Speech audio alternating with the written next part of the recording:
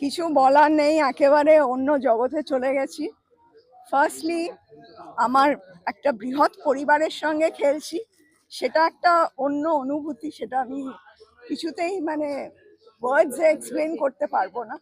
কিন্তু আর একটাও জিনিস হচ্ছে, সব থেকে বড় জিনিস হচ্ছে যে আমি যে এই হোলিটা খেলছি, আমি সবার মঙ্গল কামনা করছি যাতে সব কালো রং মুছে ভালো রং এসে সবার জীবন স্বাভাবিক হয়। আজকের একটা বিশেষ দিন আপনার কাছে, বিশেষত একটা দিন যেটা লক্ষ্য করা যায় না এবছর, দেখা যাচ্ছে বিজেপি নেতৃত্বে আমরা সঙ্গে। হ্যাঁ, সেটাই তো বললাম, একটা বৃহৎ পরিবার পেয়ে গেছি। তো ফলে আমার মানে ওই আনন্দটা মানে কিভাবে প্রকাশ করবো আমি তো বলতেই পারবো না।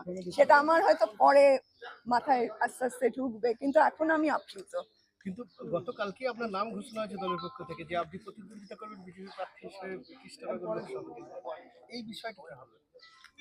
কিছু বলার নেই, কারণ আমি তো একটা জায়গা, আমি দেখুন, আমি তো একটা মানুষ হয়ে একটা সিস্টেম কি পাল্টাতে পারবো না। ফলে আমার একটা ভালো প্ল্যাটফর্ম দরকার ছিল। তো সেইখান থেকে আমি প্রতিদ্বন্দ্বিতাটা করব। সেখান থেকে আমি প্রতিদ্বন্দ্বিতাটা করব। আমার পার্টি আলাদা হতে পারে, আমার আইডিওলজি আলাদা হতে পারে, কিন্তু আমি আসলে তো মানুষের জন্যই এসেছি, মানে মানুষের যাতে ভালো হয় এবং মানুষ যাতে ন্যায্য অধিকারগুলো ফিরে পায়। আজকে সত্যি যদি আমি বলি, আমরা সবসময় আগে ভাবতাম যে যদি কোনো অন্যায় হচ্ছে দরকার নেই গিয়ে ঝুট ঝামেলায়, তাই না? মানে একটা অধিকার থেকে আমরা সবাই বঞ্চিত ছিলাম, যে কারণ কি করবে, কারুর ছেলেকে উঠিয়ে নিয়ে যাবে বা কাউকে ধরে মারবে বা তাদের মেয়েকে নিয়ে যাবে, এই ঝামেলার জন্যই কিন্তু সবাই চুপ করে থাকেন। কিন্তু আজকে যখন আমি একটা প্ল্যাটফর্ম পেয়েছি, আমার এত বলার দরকার নেই, আমি কাজ করে সেটা দেখাতে চাই। ভারত মাতা কি জয়, ভারত মাতা কি জয়। না, আমি তো বললাম আমি একটা ভালো স্বচ্ছ প্ল্যাটফর্ম চেয়েছিলাম, এই জন্যেই। এটা কোনো মানে ব্যাপার না, মানে কোনো পলিটিক্যাল ভাবে আমি দেখছি না, আমি একটা ফ্যামিলি হিসেবে দেখছি, একটা ভালো স্বচ্ছ প্ল্যাটফর্ম হিসেবে দেখছি। এবং নিশ্চয়ই আমায় এটা বলতেই হবে, মোদিজি ইজ অ্যান ইন্সপিরেশন, এবং মোদিজি যেরম বলেন উনি কথায় অনড়, সেইটা যাতে আমি হতে পারি।